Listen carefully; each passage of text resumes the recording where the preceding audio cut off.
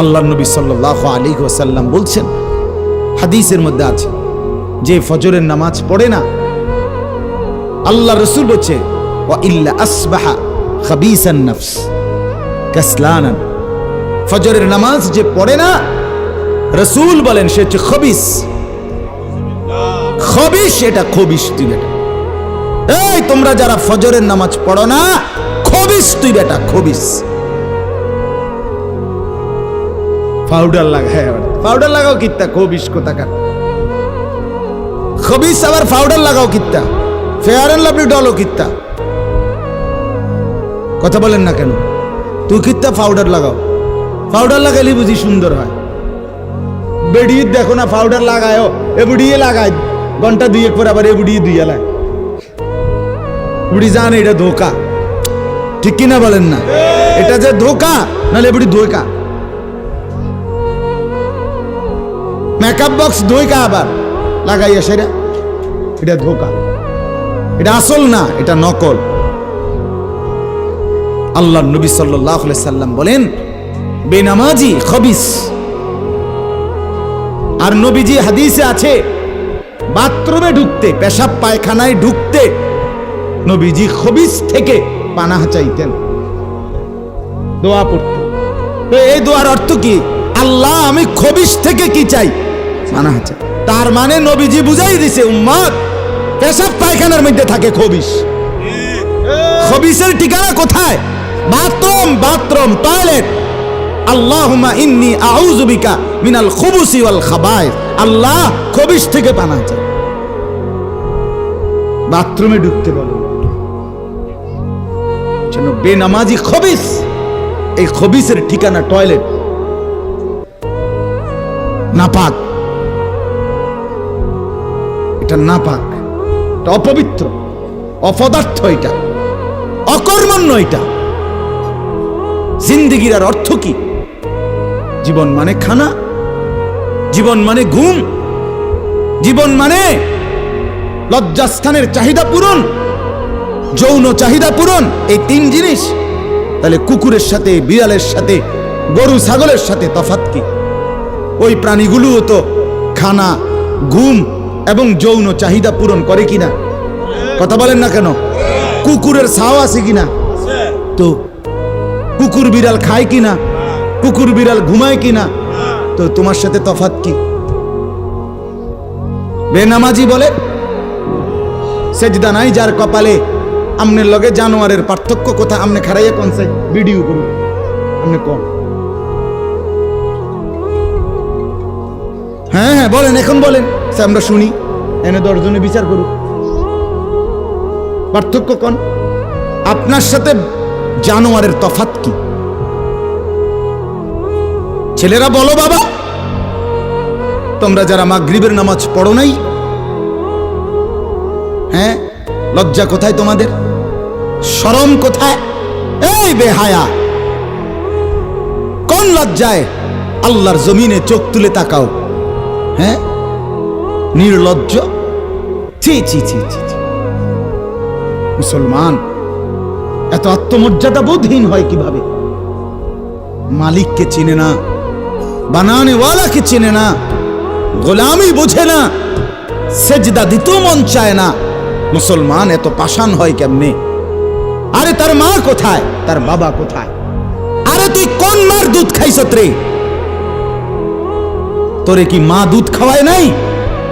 তুই কি বাবার হাতে বড় হও নাই? তুই কি মুসলমানের ঘরে জন্ম নেও নাই? হায় না ফরমান। মা বাপ গুলোকে বললাম, কি ফুতেরে মা আমনে দুধ খাওয়াইলেন?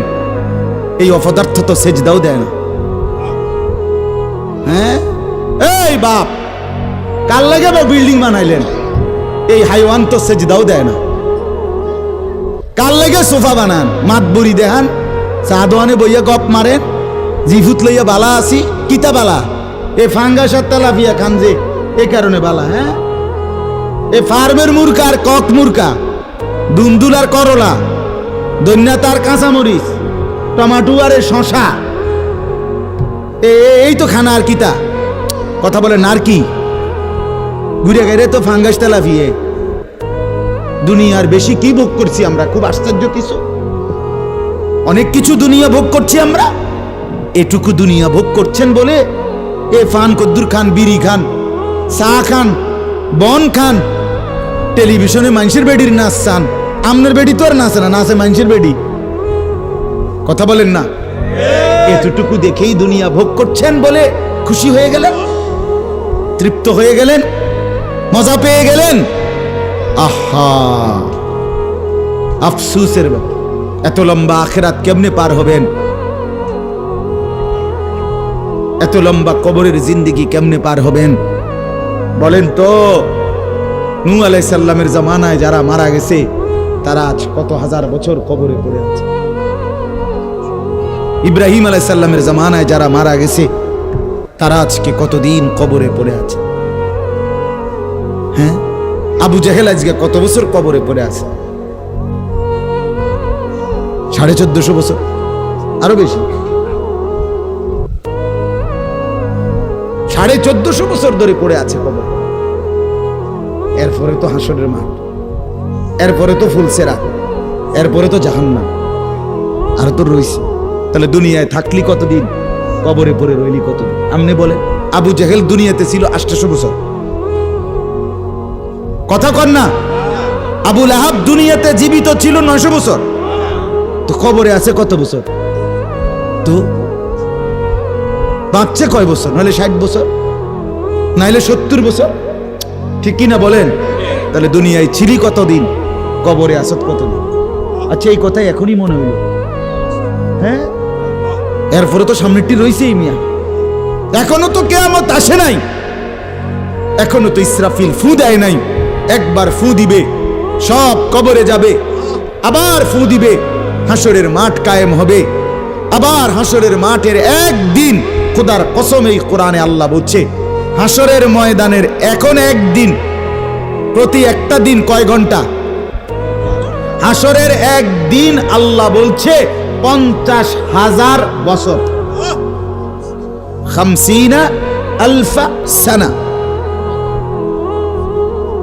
50,000 বছর। হাসরের ময়দানের পুরা সময় না, একদিন, একদিন। পুরা হাসরের মাঠ কতদিন সেটা আল্লাহই জানে। প্রিয় বন্ধু আমার, নষ্ট হয়েন না। ছেলেরা আমার, বাপ, বরবাদ হইও না। মনে করো কেউ বলে নাই, তবুও নষ্ট করো না নিজেরে। বাবা বলে নাই, মা বলে নাই, সর্দারে বলে নাই, মাতবরে বলে নাই, গ্রামের মুরব্বীরা বলে নাই, কেউ তোমারে কিছু বলে নাই, তবুও তুমি নিজেরে নষ্ট করে দিও না। হযরত ইব্রাহিম আলাইহিস সালাম পুরা কওম, আপন মা, আপন বাপ, সবাই মূর্তি পূজক, কেউ তো ওনাকে ইমানের দাওয়াত দেয় নাই, তবুও সেই ছোট্টবেলার থেকে তিনি ওইখানে থেকেই উনি খুঁজে নিছেন আল্লাহকে। কাকে খুঁজে নিছেন? আল্লাহকে খুঁজে নিছেন, আল্লাহকে তালাশ করে নিছেন। কওমের লোকেরা বলছে যে তারকা এটা রব। বলছে আচ্ছা ঠিক আছে, দেখি তো। কিছুক্ষণ পরে তারকা ডুবে গেছে। বলছে কই, রব আবার ডুবে কেমনে? পরের দিন এলাকার লোকরা বলছে চাঁদ, এটাই আমগো রব। বলছে আচ্ছা ঠিক আছে, মানে নিলাম, দেখি তো। ভোর হতে হতে দেখে চাঁদ নাই। কিও রব যদি জায়গা, তো আমি বন্দা রইলাম, রব কু? বুঝেন নাই কথা? এরপরে বলছে সূর্য, এটা বড় সড়ো মোড়া তাজা, এটাই রব। হ্যাঁ, ইব্রাহিম আলাইহিস সালাম বলছে আচ্ছা দেখি তো। সন্ধ্যা হইছে আর সূর্য ডুবে গেছে। তো ইব্রাহিম আলাইহিস সালাম বলছে হায় আমার কওম, কি কওইডি তোমরা? তোমার মাথা ঠিক আছে নি? রব কেমনে এর মোড়ে নামে? রব এমন হয় কেন? বানানে ওয়ালা এত দুর্বল হবে কেন? তখন তিনি বলছে ইন্নী ওয়াজ্জাহতু ওয়াজহিয়া লিল্লাযী ফাতারাস সামাওয়াতি ওয়াল আরদা হানিফা ওয়া মা আনা মিনাল মুশরিকিন। যে না কওম শোনো, আমি তোমাদের বানানো কোনো দিকে ফিরবো না, আমি ফিরছি আমার চেহারা, আমার জিন্দেগি ফিরাইয়া দিলাম ওই সত্তার দিকে যিনি 7 আসমান ও জমিন পুরাটা বানাইছে। হানিফান, একনিষ্ঠভাবে আমি শুধু তার দিকে ফিরলাম। ওমা আনা মিনাল মুশরিকিন, আমি মুশরিকদের অন্তর্ভুক্ত নই, আমি আল্লাহকে ছাড়া কাউকে মানি না।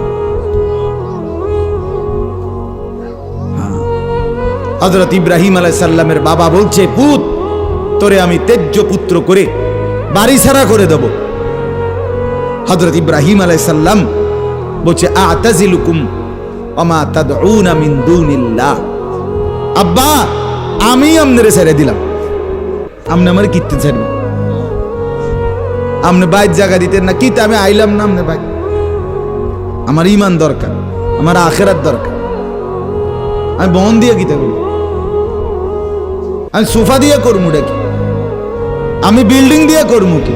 যার বাপে বিল্ডিং করে দিছে না হাতে বেড়া পরে আর বিল্ডিং করতে আসছে না, আমার কথা কয় না, বোঝেন নাই আমার কথাটা? যার বাপে জমি কিনা দিতে আসছে না এবারে পরে এবারে ফুতে আর কোনোদিন জমি কিনতে আসছে না, তো তো কি আমনে যে একবার উল্টাইয়া গেছেন। আরে ফুত, আমি যদি কদ্দুর কিছু করে দিয়ে যেতাম না পারি, আমি মরলে তারা খাইবো কেমনে? না তারা চিরা খাইবো। আর পরে আমনে 2 বস্তা চিরা কিনে দিয়ে যাই, আমনে মরলে আর কেউ দুনিয়াত কাম করতো না, আমনে একটা কামিলা মরতে আছেন শেষ। এটা ধোকার কথা না, বলেন না কেন? তো হযরত ইব্রাহিম আলাইহিস সালাম বলছে, আব্বা আপনাকে ছেড়ে দিলাম। ওমা তাদউনা মিন দুনিল্লাহ, আল্লাহকে বাদ দিয়ে যে আপনি যাকে ডাকেন সেই মূর্তি, আল্লাহকে বাদ দিয়ে যেগুলোকে আপনি ডাকেন, বাপ আমি এগুলোকেও ছেড়ে দিলাম। এবার ইব্রাহিম নবী বললেন, ও আদউ রাব্বি, আমি শুধু কেবল আমার রব আল্লাহকে ডাক দিলাম, গোটা দুনিয়া ছেড়ে দিলাম বাপ, সংসারও ছেড়ে দিলাম বাপ, আপনি মা বাবার মায়াও ছেড়ে দিলাম, আমি শুধু আমার আল্লাহকেই ডাকলাম। আসা আল্লাহ আকুনা বিদুআই রাব্বি শাকিয়া। এবার ইব্রাহিম নবী বলেন, আব্বা আমি বিশ্বাস করি আমার ওই এক আল্লাহকে ডেকে কেউ কোনোদিন বঞ্চিত হয় না। মাখলুককে ডেকে হেরে যায়, নেতা ভুলে যায়, কর্মীও ভুলে যায়, মা বাপও অনেক সময় রাগ করে, মা বাপ অনেক সময় ভুলে যায়, সন্তানও মা বাপকে ভুলে যায়, সবখানে হইতে পারে এমন, কিন্তু আমার আল্লাহকে ডেকে কেউ এমন হয় না যে বঞ্চিত হয়। আল্লাহকে বান্দা যখন জমিন থেকে ডাক দেয় আল্লাহ রব্বুল আলামিন সাথে সাথে বলে লাব্বাইক ইয়া আবদি, আমার বান্দা আমি হাজির, বল না বান্দা কি দরকার। বান্দা আবার বলে আল্লাহ, আল্লাহ আবার বলে লাব্বাইক, আছি তো বলো না। বান্দা বলে সুবহানাল্লাহ, আল্লাহ বলে শুনছি তো বান্দা, বলো না কি চাও বান্দা। বান্দা আবার বলে আলহামদুলিল্লাহ, আল্লাহ বলে বলো না কি চাচ্ছ বলো। আল্লাহু আকবার বলে আবারও বলছি কি চাচ্ছ বলো না, আমি তো শুনতেছি, আমি তো আছি বান্দা। কিন্তু বান্দা যখন শুধু আল্লাহকে ডাকতে থাকে, জিকির করতে থাকে, তাসবিহ পড়তে থাকে, মনের কষ্ট দুঃখ বেদনা চাওয়া পাওয়া কিছুই বলে না, শুধু জিকির করে, শুধু জিকির করে, শুধু আল্লাহকে ডাকে, আল্লাহকে ডাকে, শেষ পর্যন্ত আল্লাহ খুশি হয়ে বলে বান্দা তুই যেহেতু আমাকে ডেকে মজা পাইছো, ঠিক আছে বান্দা তুমি আমাকে ডাকতে থাকো, আমি আল্লাহ তোমাকে দিতে থাকি। কি লাগবে আমি তো জানি, তোর বিবি অসুস্থ আমি কি জানি না, তোর ছেলে বিদেশে অসুবিধায় আছে আমি কি জানি না, কথা বলেন। তোর যে শরীরের সমস্যা আমি কি এটা জানি না, আমি তো সব জানি, কোথায় তোর কোন মুসিবত। আল্লাহর আড়ালে কি কিছু হয়, আল্লাহর গোপনে কি কিছু হয়, তাই না? আল্লাহর ইচ্ছা ছাড়া কি কিছু হয়? এজন্য মোবাইলের কথা বলতে গিয়ে এতগুলো কথা লম্বা বললাম। ছেলেদেরকে বললাম বাবা অনেক ছেলে বসছো, মাশাআল্লাহ, আল্লাহ খুব বরকত দান করে। আজকে মুসলমানের যুবক তোমাদের ফেরার অপেক্ষা ইসলাম। তোমরা যদি নামাজি না হও, চরিত্রবান না হও, জীবনটা যদি নারীর পিছনে আর ছবির পিছনে, নর্তকীর পিছনে আর উলঙ্গ ছবির পিছনে মদ, জুয়া, জিনা, ব্যভিচারের পিছনে শেষ করে ফেলো। এই চোখের দৃষ্টি, এই নজর, এই চোখের দৃষ্টি, এটা যদি নষ্ট করে ফেলো গুনাহ দেখতে দেখতে, নাপাক ছবি দেখতে দেখতে, তো তোমরা নিজের জীবনই ভালো বাঁচবা কেমনে, ইসলামের জন্যই লড়বা কেমনে? আর মুসলমানের যুবক যদি হেরে যায়, মুসলমানের যুবক যদি পড়ে যায়, তো দ্বীনের জন্য জানবাজি রাখবে কে? এই বুড়ারা, 60 বছর 70 বছরের বুড়া, এবারে আর দৌড়তে পারবো? এবারে দোয়া না করবো? কথা বলেন না কেন? মুরব্বীরা কি করবে? কলিজা ছিঁড়ে দোয়া করবে। অতএব আমি আপনাদের কাছে এতক্ষণের কথার মূল একটা উদ্দেশ্য, আমি দুইটা আয়াত পড়ছি, এই আয়াতের আঙ্গিকে কথাটা বলার জন্য বলছি। আজকে আমরা গুনার মধ্যে সবচেয়ে বেশি, বহুভাবেই আমাদের মধ্যে গুনাহ আছে, বাকি এই নজরের গুনাহ আমাদের সবচেয়ে বেশি। কিসের গুনাহ বলেন না? নজরের গুনাহ। আমাদের চোখ নিয়ন্ত্রণ হারা, বাঁধন হারা। আমাদের যুব সমাজ, ছেলে মেয়ে, তাদের পুরাটা চোখ তারা মোবাইলকে দিয়ে দিছে। ওই যে আগে যে শুনছি যে স্বেচ্ছায় চক্ষুদান করত, কথা বুঝছেন না কথা? হ্যাঁ, মরণোত্তর চক্ষুদান। এই মরণোত্তর চক্ষুদান না, জীবিত চক্ষুদান। ওই দেখেন, ওই দেখেন, ইয়া দেখো, ওই মোবাইল কার হাত? এতে সাইজ হলো ট্যাবলেট সাইজ, তার থেকে তার মোবাইল বড়। যেই অপদার্থ তার হাতেই মোবাইল দিছে, ওই সবচেয়ে বড় অপদার্থ। ওইটা একেবারেই অপদার্থ। সে যদি ভাই হয় তো ভাই অপদার্থ, বাপ যদি হয় ওইটা অপদার্থ বাপ। এই সন্তান নষ্ট করার সবচেয়ে বড় দায়ী আপন গার্জিয়ান। মা বেডি 2 বছরের বাচ্চাটারে বড় মোবাইলটা দিয়ে দিছে, তুই টিপ এটা, তুই তাবু ডিস্টার্ব করিস না, আমি সাইজ দিয়ে আসি ড্রেসিং টেবিলে, এবডি পাউডার ডলে, হেতে মোবাইল টিপ। কথা বুঝেন নাই? ও বেডি হিন্দি সিরিয়াল দেখে টেলিভিশনে, হ্যাঁ, হিন্দি সিরিয়াল দেখে, ইন্ডিয়ান সিরিয়াল দেখে, কি দেখে? মনোযোগ দিয়ে দেখে। হিন্দি সিরিয়ালের সবগুলোর মূল বৈশিষ্ট্য হলো স্বামী স্ত্রীর ঝগড়া, শাশুড়ির থেকে জামাইরে কেমনে আলাদা করতে হবে, দেবর ননদের কেমনে স্বামীর থেকে বিচ্ছিন্ন করতে হবে, মানে সংসার কিভাবে তছনছ করবে, এটা হলো ওই বেঈমানদের সবচেয়ে বড় ষড়যন্ত্র। সবগুলোর বৈশিষ্ট্য এটা। মহিলারা এইটা দেখা বিবাহের পরে 6 মাসও একসাথে আর থাকতে চায় না। 6 মাসও না। বেডির সিদ্ধান্ত, মরিয়ার বাসি তে বেড়ারে তার বাপ মার থেকে আলাদা করুন। জীবনের সাধনা এটা। হায় হায়, লানত, অভিশাপ ওই নারীর প্রতি, যে নারী তুমি বেটি তোমার একটু সুখের জন্য স্বামী বেচারাকে আলগা করে লাইলা। তুমি তো কিছুক্ষণের সুখ হয়তো পাইবা, কিন্তু এই স্বামী মা বাবার নাফরমানির কারণে এই ছেলেটা তারে তো চিরদিনের জন্য জাহান্নামী বানাই দিল। মা বাপ যদি কষ্ট পায়, আহাজারি করে, মা বাপের কলিজার মধ্যে যদি ব্যথা লাগে, তো এই সন্তান জাহান্নামী হবে না? বলে। এজন্য আমরা প্রত্যেকেই এই কথাটা বলতেছিলাম, আজকে আমাদের সবচেয়ে বড় গুনাহ আমাদের ছেলেদের, আমাদের মেয়েদের, আমাদের নারীদের, আমাদের পুরুষদের, আমাদের জওয়ান, আমাদের বুড়া, আমাদের যুবতী, আমাদের বৃদ্ধা, সবার একটাই বড় রোগ। আমরা চোখ অনিয়ন্ত্রিত। বুড়া মানুষও টেলিভিশন চায়, বুড়া চাচা বাঁকা হয়ে গেছে, কাশে বেরামে ধরে গেছে, কিন্তু এবার টেলিভিশন সাউন্ড, বেডির সাউন্ড, চা দোকানে নাচ গান দেখার অভ্যাস ছোটে নাই। এমন অভ্যাস আছে কিনা বলেন না? যার নাই হেবড়া রাগ না হইলে ভালো। আর যে বেটা রাগ হইলে, আপনার অভ্যাস থাকলে, আপনার রাগ হইলে কি আর আসলেই কি। অতএব নজর নিয়ন্ত্রণ করা চাই, নজর হেফাজত করা চাই, নজর সুন্দর করা চাই। অতএব আমার বাপ, আমি আপনাদের কাছে কোরআনুল কারীমের এই 2টা আয়াতের তরজমা শুনাইতে চাই। এটা পুরুষদের জন্য, নারীদের জন্য, উভয়টা। একজন মুসলিম পুরুষ, তার ব্যাপারেও আল্লাহর হুকুম, একজন মুসলিম নারী, তার ব্যাপারেও আল্লাহর হুকুম। উভয়কে আল্লাহ তাআলা বলছে চরিত্রের হেফাজতের জন্য সবচেয়ে প্রথম শর্ত, 1 নাম্বার দৃষ্টি হেফাজত। কোনো মানুষের চরিত্র সুন্দর কিনা এটার প্রমাণ তার নজর ঠিক কিনা।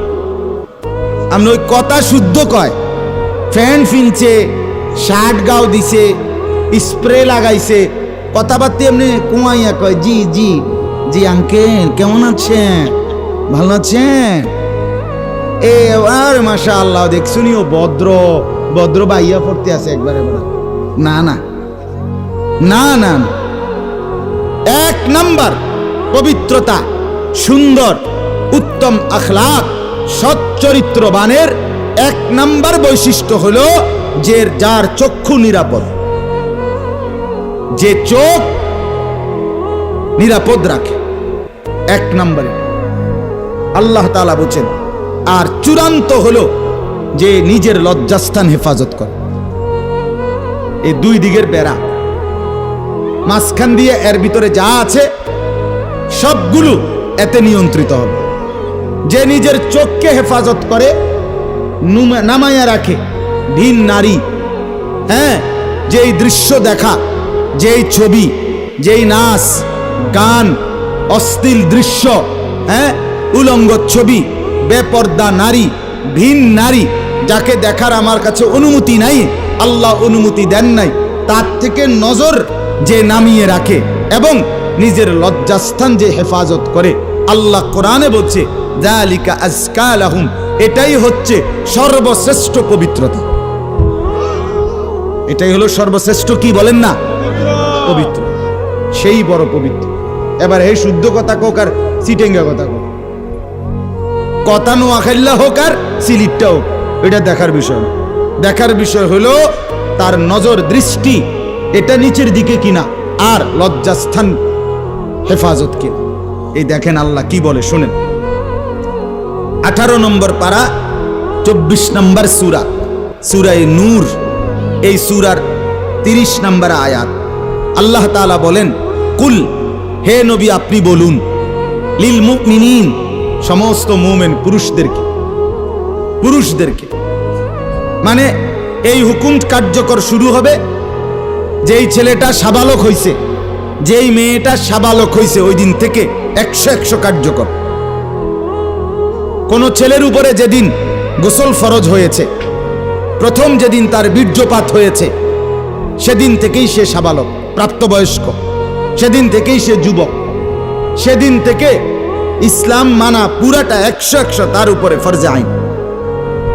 ওই দিন থেকে তার 1 মিনিট 1 সেকেন্ড হিসাবের বাহিরে হবে না। প্রতি সেকেন্ড নিঃশ্বাসের জন্য তাকে মৃত্যু পর্যন্ত, মানে বালেগ হওয়ার দিন থেকে মৃত্যু পর্যন্ত যে হায়াত পাইছে যেদ্দুর, আল্লাহর কাছে হিসাব দিতে হবে তদ্দুর। রাতের হিসাব, দিনের হিসাব, হাঁটলে বসলে উঠলে খাইলে ঘুমাইলে, এমনকি নিঃশ্বাসের হিসাবও খোদার কসম আল্লাহর কাছে দিতে হবে।